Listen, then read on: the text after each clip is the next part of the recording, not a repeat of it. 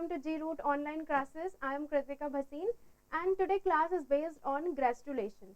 Gastrulation क्या होता है आज अपन देखेंगे कि जर्म लेयर किस तरीके से क्या होती हैं, बनती हैं, किस तरीके से अपन ने देखा था कि जो जर्म सेल्स हैं वो जर्म लेयर का निर्माण कर देते हैं, वो अपन आज इस क्लास में देखेंगे। अपन ने पहले जर्म सेल्स के बारे में डिस्कस किया था कि जितने भी जर्म सेल्स हैं उनके बीच में जो सेल डिवीजन होता है वो मियोसिस का होता है। So let's begin the class.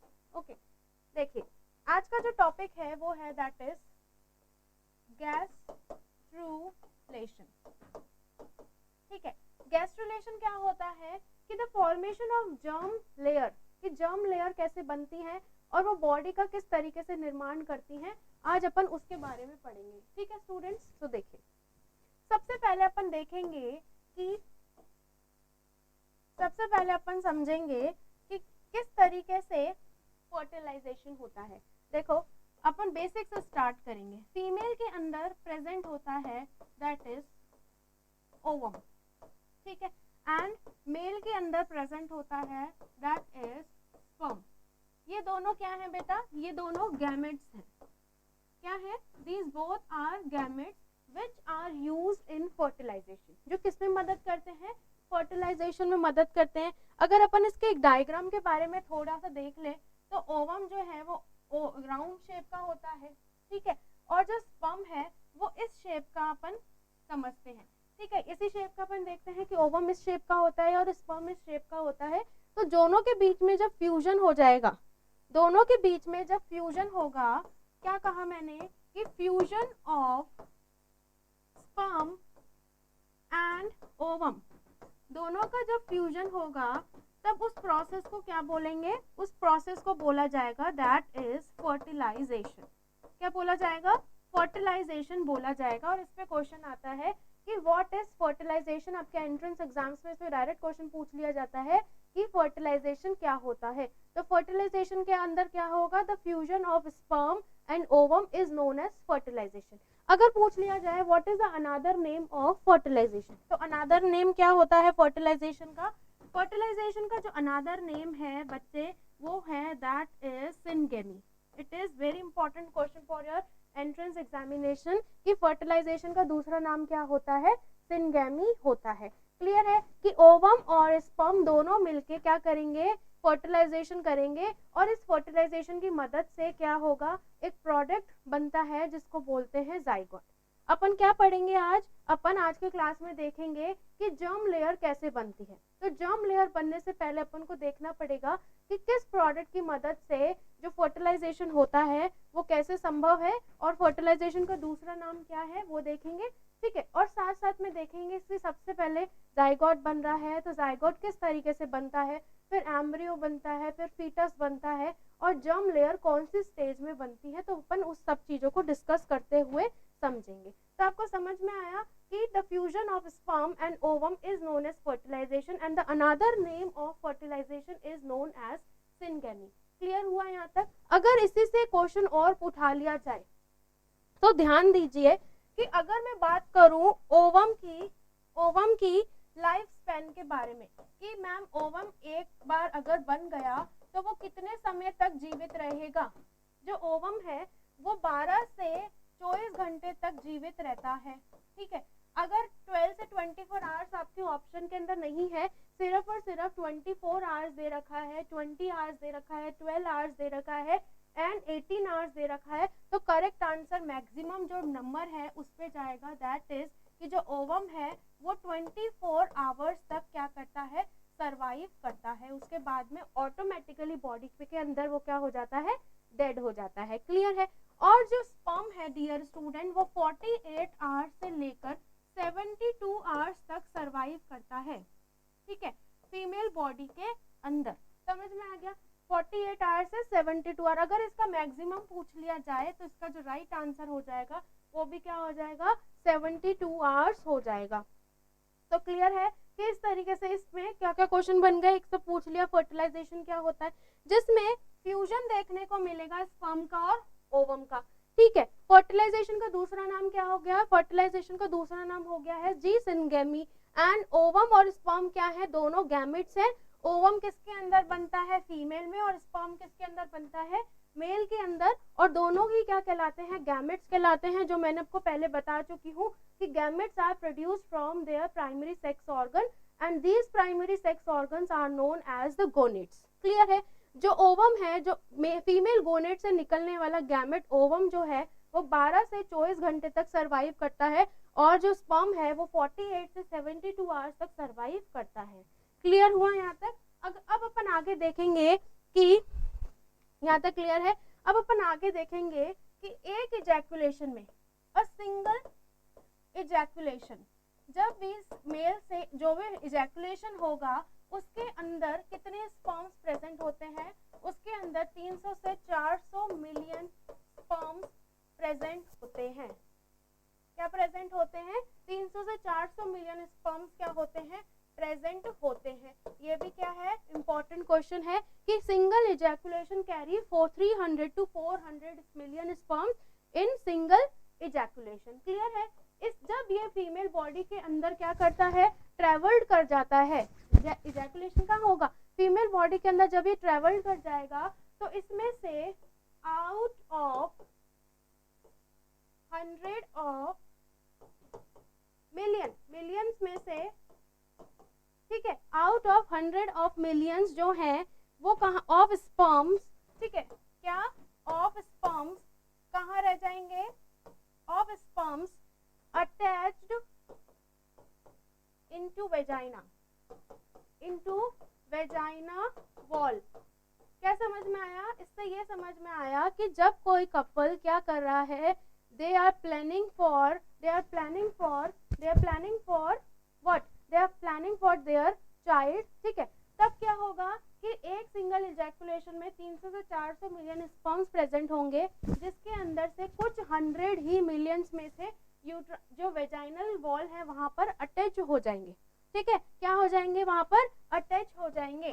ठीक है, जिसके अंदर से, जिसमें से थाउजेंड्स तो क्या कर देंगे, थाउजेंड्स तो,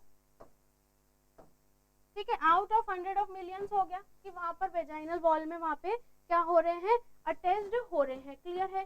जिसमें से कुछ तो थाउजेंड्स या फिर हंड्रेड्स क्या कर देंगे बच्चे, हंड्रेड्स क्या कर देंगे, कहाँ रीच कर जाएंगे, कहाँ रीच कर जाएंगे, यूट्राइन कैविटी तक रीच कर जाएंगे।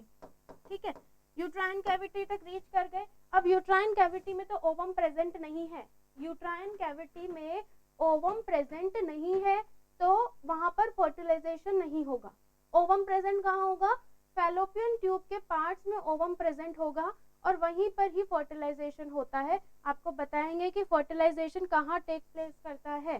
ठीक है, तो आप यहाँ पर देखिए कि 100 या 1000 जो है वो यूट्राइन कैविटी तक रीच कर जाते हैं और उसके बाद में 300 से, ठीक है, उसके बाद में 300 से 500 कहाँ चले जाते हैं, 300 to 500 जो स्पर्म्स हैं वो अटैच कर जाते, कहाँ चले जाते हैं, नियर ओवम के पास चले जाते हैं। क्लियर हो गया कि जिसमें से 300 से 5 कहाँ चले जाते हैं, they are reach to ovum, वो ओवम के पास में चले जाते हैं। वापस से समझेंगे अपन ने अभी तक क्या पढ़ा, देखिए कंफ्यूज नहीं होना। अपन पढ़ रहे हैं ग्रेजुलेशन की जर्म लेयर्स कैसे बनती हैं। सबसे पहले अपन ने पढ़ा फीमेल के अंदर क्या प्रेजेंट होता है, ओवम प्रेजेंट होता है और मेल के अंदर स्पर्म्स प्रेजेंट होते हैं। दोनों ही गैमेट्स हैं, दोनों के फ्यूजन से फर्टिलाइजेशन होता है, एक प्रोडक्ट बनता है जिसको अपन इनिशियली जो प्रोडक्ट बनेगा इससे उसको बोला जाता है दैट इज जाइगोट। कि फर्टिलाइजेशन से क्या प्रोडक्ट बनता है, अगर क्वेश्चन पूछ लिया जाए तो आंसर क्या होगा कि फर्टिलाइजेशन से जाइगोट बनता है। ठीक है, यहाँ तक बात समझ में आई है ना। अब अपन देखा कि सबसे पहला जो मेल का इजैकुलेशन था, single ejaculation contain 300 to 400 million sperms. ठीक है, उसके बाद में इसमें से कुछ थाउजेंड्स तो वेजाइनल वॉल पे रह जाते हैं, कुछ कहाँ चले जाते हैं, वही यूट्राइन कैविटी में चले जाते हैं, यूट्रस में चले जाते हैं। यूट्रस कैविटी के दोनों लेफ्ट एंड राइट साइड में क्या प्रेजेंट होती हैं, फैलोपियन ट्यूब प्रेजेंट होती हैं, जिसमें से 300 से 500 जो स्पर्म्स हैं, 300 से 500 तक जो स्पर्म्स हैं वो फैलोपियन ट्यूब में ट्रेवल कर जाते हैं और ओवम के पास तक पहुंच जाते हैं। यहाँ तक समझ में आई बात। ठीक है, कि कहाँ पहुंच जाएंगे, वो ओवम तक पहुंच जाएंगे। ठीक, उसके बाद में क्या होगा, जस्ट फॉर एग्जाम्पल देखिए, इस तरीके से एक ओवम होता है। है ना। ये ओवम का अपन ने न्यूक्लियस बना लिया इस तरीके से, ये ओवम का न्यूक्लियस है और ये न्यूक्लियोलस है, ठीक है। ओके, ओवम की प्लाज्मा मेम्ब्रेन होती है, उसके बाहर भी एक लेयर होती है, जस्ट फॉर एग्जांपल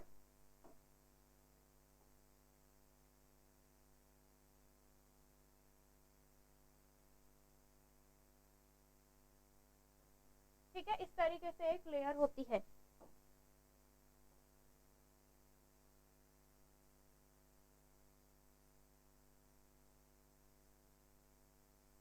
है ना, देखो सबसे पहली जो अंदर की लेयर है उसको बोलेंगे प्लाज्मा मेम्ब्रेन, ओवम की सेल है ये भी, और उसके बाहर एक लेयर होती है जिसको बोला जाता है जोना पेलुसिडा।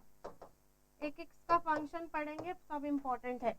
उसके बाद जो ग्रेन्यूल्स प्रेजेंट होते हैं इस तरीके से, थोड़ा सा टाइम लगेगा, देखिए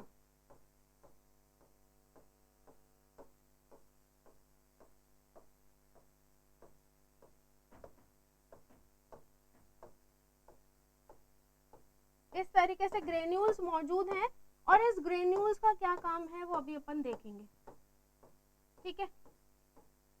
इन ग्रेन्यूल्स को बोला जाता है दैट इज कोरोना रेडिएटा, ठीक है, कोरोना रेडिएटा। तो जब भी इसके कांटेक्ट में क्या आ रहे हैं, इसके कांटेक्ट में क्या आ रहे हैं, इस तरीके से इसके कांटेक्ट में स्पर्म्स आ रहे हैं हर तरफ से, ठीक है। समझ रहे हो ये बात कि इस तरीके से सब इसमें क्या आ रहे हैं, इस तरीके से स्पर्म्स आ रहे हैं और इस ओवम से आके जुड़ रहे हैं।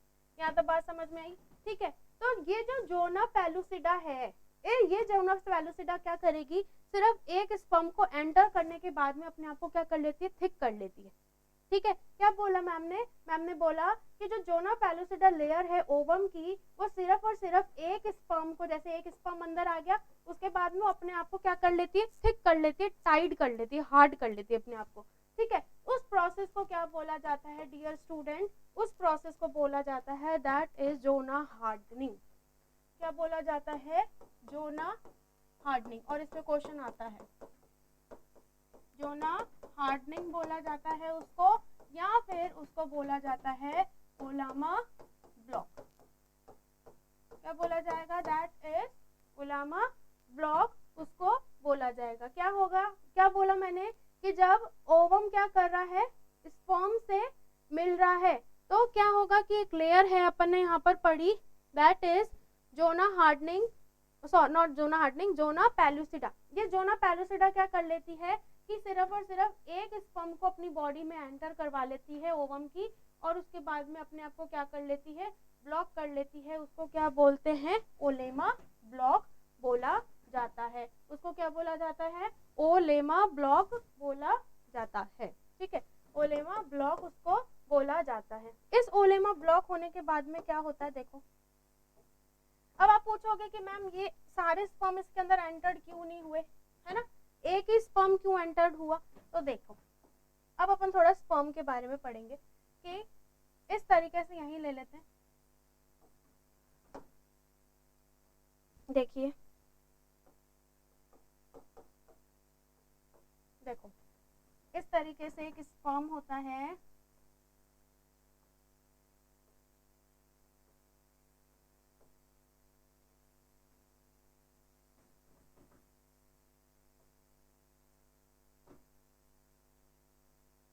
ठीक है।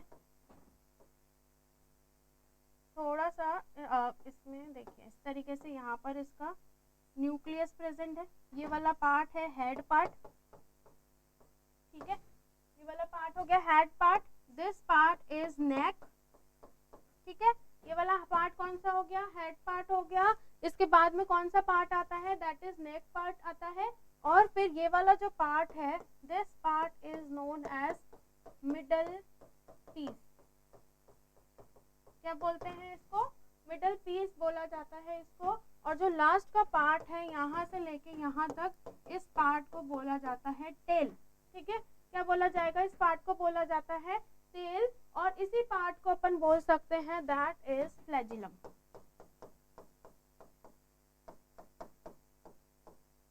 क्या बोल सकते हैं? फ्लैजिलम बोल सकते हैं। ठीक है, इस मिडल पीस के अंदर इस तरीके से माइटोकॉन्ड्रिया प्रेजेंट होता है। क्या प्रेजेंट होता है? माइटोकॉन्ड्रिया।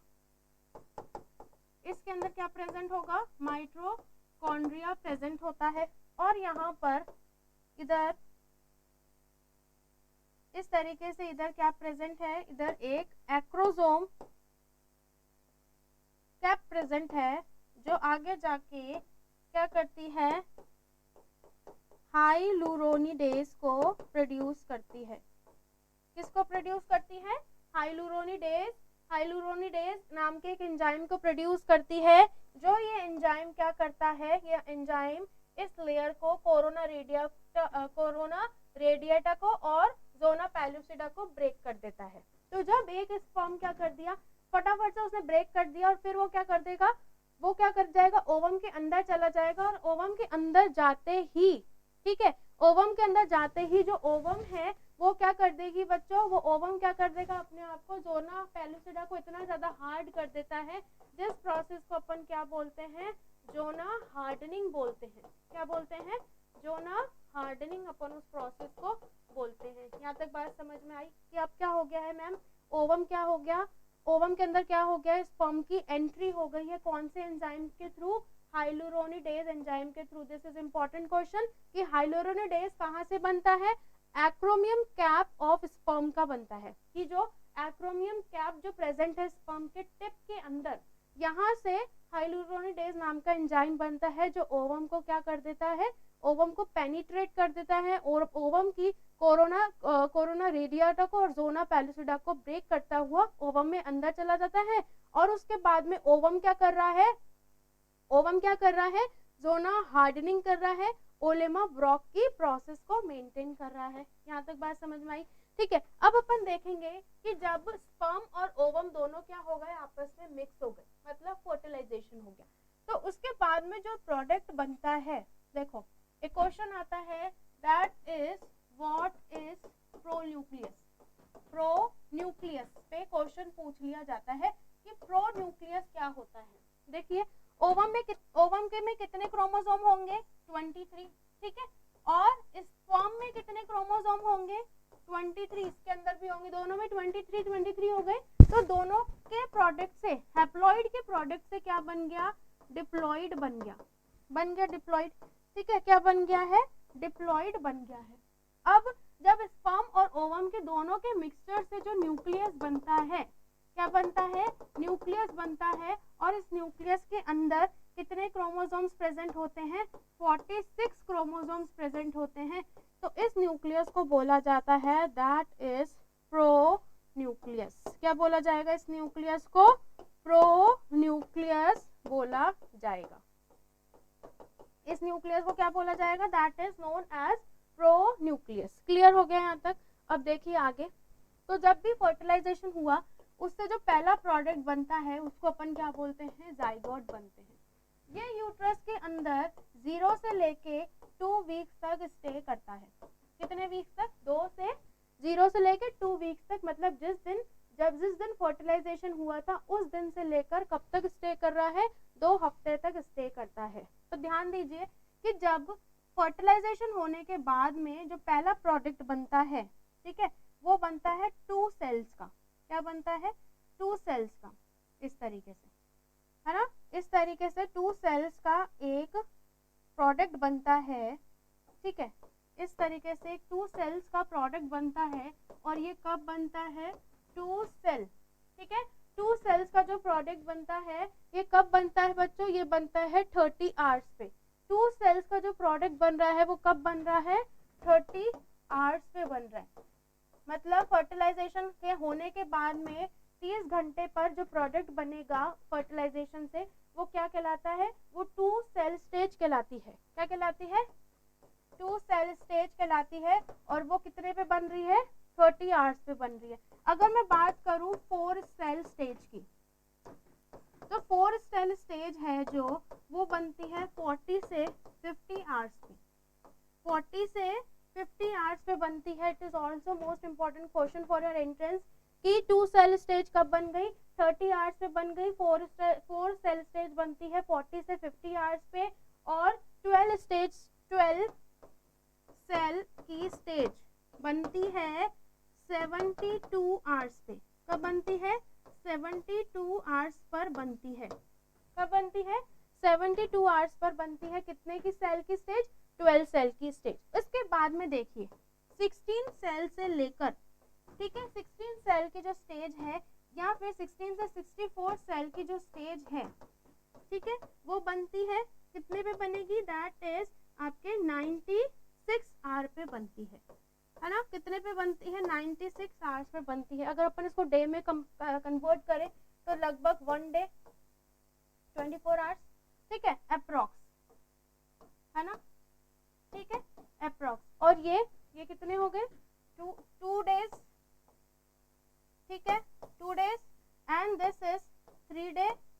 कि तीसरे दिन पे फर्टिलाइजेशन के 12 सेल की स्टेज बन जाती है, और 16 डे पे मतलब 4 डे पे जाकर जो सेल है वो कितने की बन जाती है?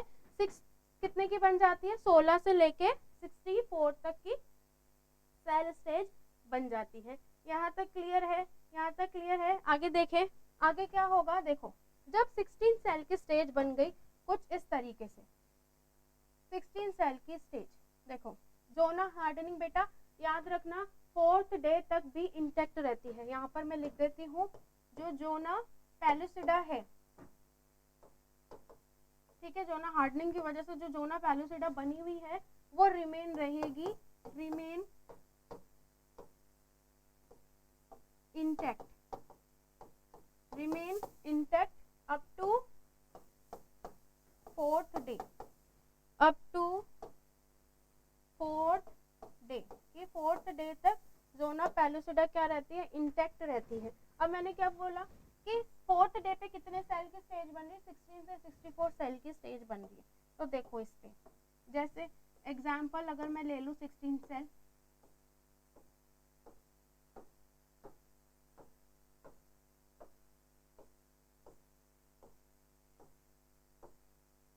ठीक है, इस तरीके से ले लिए। थोड़े इसको अपन बड़े कर देते हैं, नहीं तो तुम बोलोगे ये स्पेस कैसे बच गया, ठीक है। इस तरीके से सेल की स्टेज बनती है,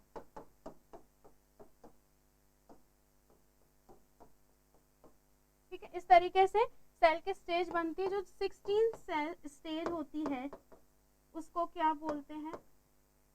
उसको क्या बोलते हैं?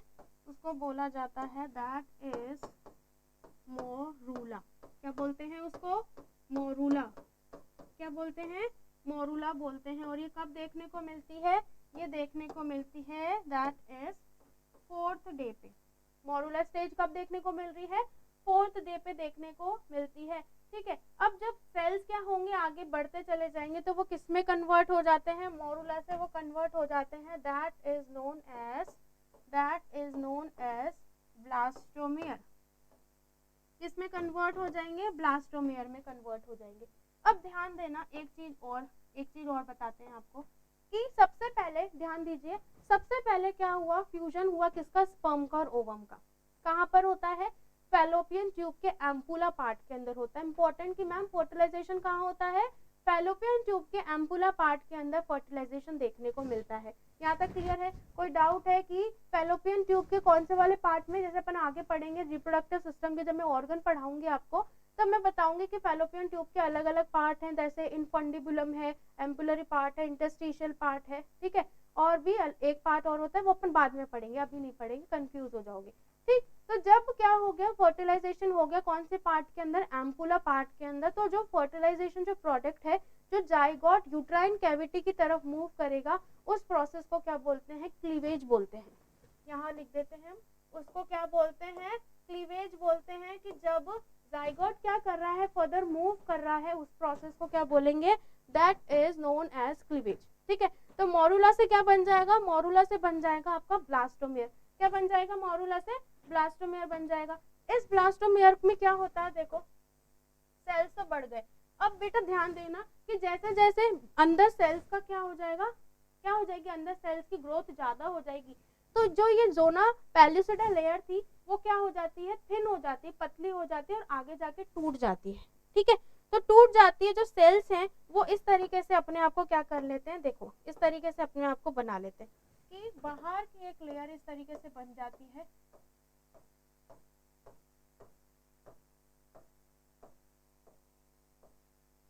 बाहर की इस तरीके से एक लेयर बन जाती है, ठीक है ना, और अंदर नीचे की तरफ इस तरीके से सेल इकट्ठे हो जाते हैं, नीचे की तरफ इस तरीके से सेल इकट्ठे हो जाते हैं और बाहर एक लेयर बन जाती है। यहाँ तक क्लियर है?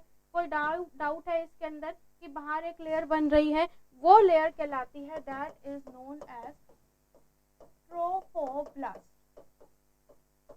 ठीक है, क्या कहलाती है, ट्रोफोब्लास्ट। और ये वाली जो लेयर है, ये वाली लेयर कहलाती है दैट इज इनर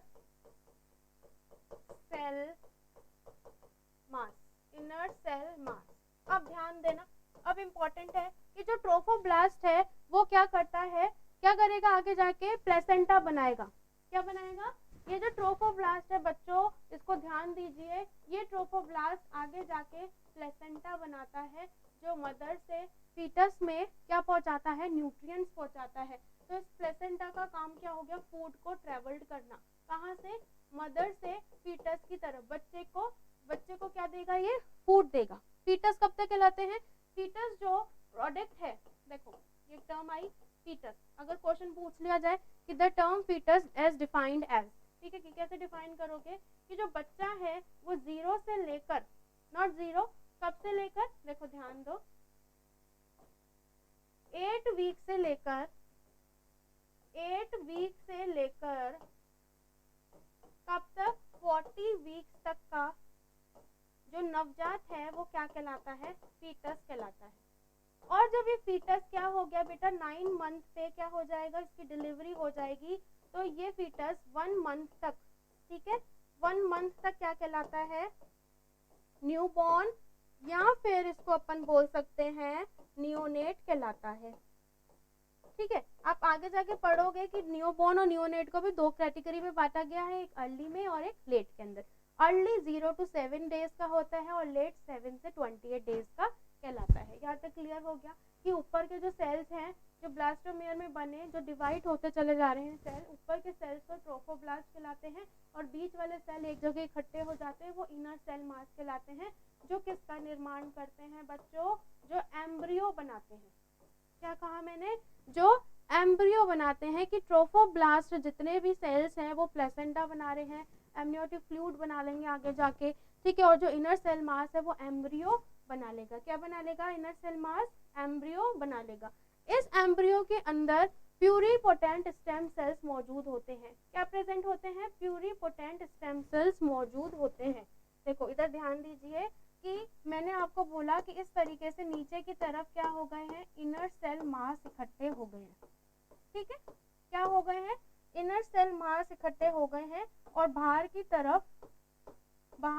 तरफ इस तरीके से ट्रोफोब्लास्ट के सेल्स मौजूद हैं, है ना, क्या मौजूद है, ट्रोफोब्लास्ट के सेल्स मौजूद हैं। तो ये क्या कर रहे हैं बच्चे, ये क्या कर रहे हैं, यूट्रस में जाकर क्या हो जाएंगे, इम्प्लांट हो जाएंगे, इनका इम्प्लांटेशन हो जाएगा, किसका, ब्लास्टोमेयर का, जाइगोट का, ठीक है।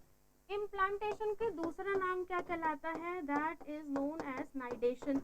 उसको अपन नाइडेशन से भी पूछते हैं और ये नीट में भी क्वेश्चन पूछा जाता है, ठीक है। तो इम्प्लांटेशन हो जाता है, कौन से दिन पे होता है इम्प्लांटेशन, 6th डे पे जाकर इम्प्लांटेशन होता है। अपन ने पढ़ा 4th से 5th डे तक, तो वो कहाँ पर है, फैलोपियन ट्यूब के पार्ट में ही है, ठीक है। उसके बाद में 6th डे पर जाकर वो कहाँ, यूट्रस में चला जाएगा, और यूट्रस में चला जाने के बाद में वहाँ पर क्या हो जाएगा, उसका इम्प्लांटेशन हो जाएगा। और इम्प्लांटेशन होने के बाद में जो ट्रोफोब्लास्ट हैं वो तो क्या कर लेते हैं, प्लेसेंटा को बना लेते हैं, और जो इनर सेल मास है, ठीक है, कि जो इनर सेल मास है वो क्या करता है, dear student, inner cell mass क्या करता है, एम्ब्रियो को बना लेता है। और इस एम्ब्रियो के अंदर क्या प्रेजेंट होते हैं, pluripotent stem cells pluripotent stem cells मौजूद होते हैं इनके अंदर। क्या मौजूद होते हैं?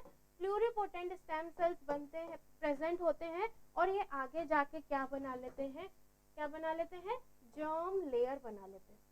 क्या बना लेते हैं? जर्म लेयर बना लेते हैं। तो इसका पता होना बहुत जरूरी है कि जर्म लेयर कौन बनाते हैं? प्लूरिपोटेंट स्टेम सेल्स बनाते हैं, जो कहाँ पे प्रेजेंट होते हैं? इनर सेल मास के अंदर मौजूद होते हैं। कहाँ मौजूद होते हैं? इनर सेल मास मैम क्या बनाता है? एम्ब्रियो बनाता है, नवजात बनाता है, और वो किसकी मदद से बनते हैं? इन प्लूरिपोटेंट स्टेम सेल्स की मदद से बनते हैं। और ये प्लूरिपोटेंट स्टेम सेल्स क्या करते हैं? जर्म लेयर बनाते हैं। कौन सी जर्म लेयर बनाते हैं? देखिए, जो जर्म लेयर है वो 3 तरीके की होती है। जर्म लेयर कौन कौन सी होती है? इस तरीके से, एक होती है एक्टोडर्म, ठीक है, एक होती है दैट इज मेसोडर्म, और एक होती है दैट इज एंडोडर्म। क्या होती है? That is endoderm. ये तीनों लेयर एक दूसरे के नीचे क्या होती हैं? जुड़ी हुई होती हैं। ठीक है, देखो इस तरीके से कि ऊपर वाली इस तरीके से हो गई एक्टोडर्म, ठीक है। नेक्स्ट इसके नीचे जो लेयर थी वो हो गई है मेसोडर्म, और जो लास्ट वन है दैट इज एक्टोडर्म। ध्यान देना, इस पे भी क्वेश्चन आएगा। ये कौन सी हो गई? एक्टोडर्म, ये वाली मेसोडर्म, और ये वाली एंडोडर्म, ठीक है। इन तीनों का जो सीक्वेंस है, ये जो तीनों का सीक्वेंस है, ये वाला सीक्वेंस है ना, ये जो तीनों का सीक्वेंस है ये वाला, ये क्या कहलाता है बच्चों? ये इधर लिख देती हूँ मैं, थोड़ा कंफ्यूज हो जाओगे। ये क्या कहलाता है? गैस्ट्रुला कहलाता है। तो अपन गैस्ट्रुला पढ़ रहे थे ना अपन ग्रेस्टुलेशन पढ़ रहे हैं। तो ग्रेस्टुलेशन क्या कह रहे हैं? The process of formation of germ layer is known as gastrulation. और ग्रेस्टुलेशन से क्या बनता है? सबसे पहले ग्रेस्टुला बनता है। क्लियर हो गया? ये गैस्ट्रुला किसको कहते हैं? जब एक्टोडर्म, मेसोडर्म और एंडोडर्म तीनों क्या आ जाएंगी? एक दूसरे के पैरेलल आ जाएंगी, तब वो प्रोसेस क्या कहलाएगी? गैस्ट्रुला कहलाएगी। यहाँ तक बात समझ में आई? ठीक है, ओके। अब नेक्स्ट आगे देखिए। नेक्स्ट देखिए कि किसका क्या काम होता है। सबसे पहले अपन पढ़ेंगे एक्टोडर्म। सबसे पहले क्या पढ़ेंगे? एक्टोडर्म। एक्टोडर्म क्या करता है? इट मेक्स, क्या बनाता है? ये एक्सोस्केलेटन बनाता है। क्या बनाएगा? एक्सोस्केलेटन बनाएगा। क्या बनाएगा? दैट इज एक्टोडर्म जो है वो क्या बनाता है? एक्सोस्केलेटन बनाता है। एक्सोस्केलेटल बोले तो ये क्या करता है? जैसे कि एपिडर्मिस लेयर बना दी। किसकी? Epidermis layer of skin. Skin की ही होती है एपिडर्मिस लेयर। तो ये क्या करेगा? क्या बनाएगा? एपिडर्मिस बनाएगा सबसे पहले, ठीक है। उसके साथ साथ में ये क्या करता है? कॉर्निया और लेंस ऑफ आई, ये भी कौन बनाता है? एक्टोडर्म बनाता है, ठीक है। नर्वस सिस्टम भी कौन बनाता है? कौन बनाता है? नर्वस सिस्टम भी एक्टोडर्म लेयर ही बनाती है। क्या बनाती है? Nervous system. साथ ही साथ में एक्टोडर्म टूथ का इनेमल भी बनाता है। The hardest part of the body is tooth enamel, ठीक है। ये भी कौन बना रहा है? एक्टोडर्म बना रहा है। एड्रिनल ग्लैंड के अंदर मौजूद मेडुला वाला पार्ट, एड्रिनल ग्लैंड के 2 पार्ट होते हैं, कॉर्टेक्स होता है, एक मेडुला होता है, जैसे कि हमने 12th में पढ़ा है, तो 11th में भी पढ़ा है। तो एड्रिनल ग्लैंड का जो मेडुला वाला पार्ट है वो भी कौन सी जर्म लेयर बना रही है? एक्टोडर्म जर्म लेयर ही बना रही है, ठीक है। इस तरीके से ये क्या करता है? एक्टोडर्म बनाता है। और भी साथ साथ अगर अपन ले लें तो जैसे पीनियल ग्लैंड हो गया, ठीक है, पीनियल ग्लैंड हो गया, है ना, पिट्यूटरी ग्लैंड हो गया, वो भी कौन बना रहा है? एक्टोडर्म ही बना रही है। क्लियर है? यहाँ तक क्लियर है? Can take a screenshot of this कि ये सब कौन बना रहा है? एक्टोडर्म बना रहा है। नेक्स्ट अपन पढ़ेंगे दैट इज मेसोडर्म, कि मेसोडर्म कौन कौन बना, क्या क्या बनाते हैं। मेसोडर्म क्या बनाता है? देखो नेक्स्ट पे आ जाओ, मेसोडर्म पे। मेसोडर्म, मेसोडर्म पे ध्यान दीजिए कि मेसोडर्म क्या करती है? जो ऑर्गन्स है उसका डेवलप करती है, इनसाइड ऑर्गन्स का। किसका? इनसाइड ऑर्गन का। जैसे कि musculoskeletal system, muscular system, skeletal नहीं बोलेंगे, जो मस्कुलर सिस्टम है वो भी कौन बना रहा है? मेसोडर्म बना रही है। कौन बना रही है? मेसोडर्म बना रही है। क्या बना रही है? मस्कुलर सिस्टम बना रही है। कौन? मेसोडर्म। क्लियर हो गया। इसके साथ साथ में ये एक्सक्रीटरी सिस्टम भी बनाती है। कौन? Mesoderm. Excretory system also make bye mesoderm. Clear है। साथ के साथ में जितना भी आपके सर्कुलेटरी एंड लिम्फेटिक जो सिस्टम है वो भी कौन बनाता है? मेसोडर्म ही बनाती है। क्लियर हो गया बच्चों? ठीक है। साथ में जो बोन्स हैं वो किससे बनती हैं? मेसोडर्म से बनती हैं। Bones also formed by mesoderm, मतलब जो स्केलेटल सिस्टम है वो भी कौन बना रहा है? स्केलेटल सिस्टम भी कौन बनाता है? मेसोडर्म ही बनाती है। Understood up to here? ठीक है। इस तरीके से सारे के सारे क्या कर रहा है। और अपन ने पढ़ा था नेक्स्ट में कि जो एक्टोडर्म है वो एड्रिनल का मेडुला बना रही है, तो ये एड्रिनल का कॉर्टेक्स बनाती है मेसोडर्म। क्लियर हो गया? क्लियर हो गया। ये एड्रिनल का कॉर्टेक्स भी बनाती है। तो कौन कौन से होगा? ये क्या कर रही है? ऑर्गन का निर्माण करती है मेसोडर्म, कि जैसे कि मस्कुलोस्केलेटल सिस्टम पूरा बना दिया, एक्सक्रीटरी सिस्टम बना दिया, सर्कुलेटरी और लिम्फेटिक सिस्टम बना दिया, बोन्स बना दिए हैं, एड्रिनल कॉर्टेक्स बना दिया है। ये सब किसका काम है? मेसोडर्म का काम है। किसका काम है? मेसोडर्म का काम है। साथ ही साथ में देखिए इधर, और ये रिप्रोडक्टिव सिस्टम को भी बनाती है। रिप्रोडक्टिव सिस्टम का भी निर्माण करती है मेसोडर्म। तो जो आपके एंट्रेंस एग्जाम्स हैं बच्चों, उस पर डायरेक्ट क्वेश्चन पूछ लिया जाता है कि नर्वस सिस्टम का ब्रेन जो है वो किससे बनता है। तो नर्वस सिस्टम का ब्रेन किससे बनेगा? जब नर्वस सिस्टम को पूरा कौन बना रहा है? एक्टोडर्म बना रहा है, तो ब्रेन भी किससे बनेगा बच्चों? एक्टोडर्म से ही बनेगा। ठीक है। स्पाइनल कॉर्ड किससे बनेगी? एक्टोडर्म से बनेगी। समझ में आ रहा है?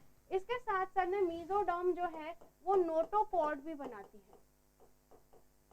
नोटोकॉर्ड बच्चे को क्या करती है? शेप देती है। ठीक है। और बाद में जाके ये क्या कर देती है? वर्टिब्रा का निर्माण कर देती है। वर्टिब्रा बना देती है, मतलब रीढ़ की हड्डी भी किससे बन जाएगी? मेसोडर्म से ही बनेगी। क्लियर हो गया। अब अपन नेक्स्ट पढ़ेंगे, that is one of the most important, that is endoderm. Endoderm.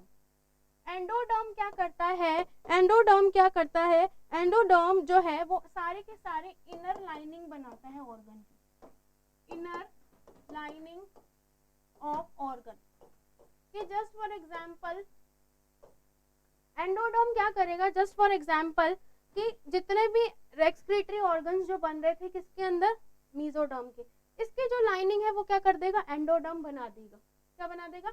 Endoderm बना देगा। जैसे कि यूरिथ्रा की लाइनिंग बना दी, यूरिनरी ब्लैडर की लाइनिंग बना दी। ठीक है। और साथ ही साथ में जो एंडोडर्म है वो क्या करता है बच्चों? एंडोडर्म क्या करता है? जीआईटी ट्रैक्ट बनाता है, that is known as gastrointestinal tract. कौन बना रहा है? एंडोडर्म बना रही है। ठीक है। रेस्पिरेटरी सिस्टम भी कौन बनाता है? एंडोडर्म ही बनाता है। वो रिप्रोडक्टिव बना रहा था, ये क्या बना रही है? रेस्पिरेटरी सिस्टम बना रही है। इस पे ध्यान देना, डायरेक्ट क्वेश्चन पूछे जाते हैं। डायरेक्ट क्वेश्चन पूछ लिया जाता है कि रेस्पिरेटरी सिस्टम कौन सी लेयर से बनता है, तो जो रेस्पिरेटरी सिस्टम है वो एंडोडर्म से बनती है। ठीक है। और रिप्रोडक्टिव सिस्टम कौन से लेयर से बनता है? रिप्रोडक्टिव सिस्टम जो है वो किससे बनती है? मेसोडर्म से बनती है। समझ में आया? और साथ ही साथ में ये क्या बनाएगा? जैसे कि लिवर, जैसे कि थाइमस, जैसे कि थायराइड ग्लैंड। ठीक है। ये भी कौन बना रहा है? ये भी कौन बना रहा है? That is endoderm. ठीक है। और जैसे कि पैराथायरॉइड, पैराथायरॉइड भी, जो पैराथायरॉइड ग्लैंड है वो भी कौन बना रहा है? एंडोडर्म लेयर बना रही है। तो आपको समझ में आया कि किस तरीके से अपन ने क्या डिस्कस किया? अपन ने ग्रेस्टुलेशन डिस्कस किया कि हाँ मैम हमें पूरी तरीके से समझ में आया है कि जर्म लेयर्स कैसे बनती हैं, जर्म लेयर्स कौन सा मास बनाता है, दैट इज इनर मास बनाता है। जो ट्रोफोब्लास्ट है वो क्या बना रहे थे? ट्रोफोडर्म्स जो थे वो क्या बना रहे थे? प्लेसेंटा का निर्माण करते हैं फीटस को बनाने में। तो इस तरीके से फीटस बनता चला जाता है। समझ में आया? अब जो बच्चे नेक्स्ट क्लास है उसमें अपन पढ़ेंगे एनिमल टिश्यू के बारे में।